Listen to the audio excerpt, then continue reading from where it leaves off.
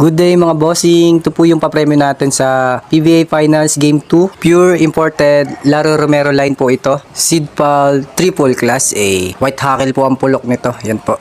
Pakagwapo. Newly harvest po ito. Sa mga nagbabalak na mag-breed ngayong breeding season, ito na po ang chance ang hinihintay nyo. At sa mga nagme-message po sa amin about sa bacterial infection dulot ng pagbabago ng klima tulad ng nagdaang linggo, sunod-sunod ang pag-uulan. Pag ganito po na lagi silang basa umaga't araw, dito po nakaka-penetrate po ang mga bakterya. Kaya mabuti pong ibu sila sa vitamin C at zinc at mas mabuti pong dagdagan ng crackhorn po yung patuka nila para magbigay ng karagdagang init sa katawan dulot ng malamig at buong araw silang basa. At sa hapon, mas mabuti pong wet feeding at ihalo po ang coconut oil at mga vitamins tulad ng vitamin C at zinc para makadagdag ng langis sa katawan, protection at nang sa ganon hindi sila mabasa ng gusto.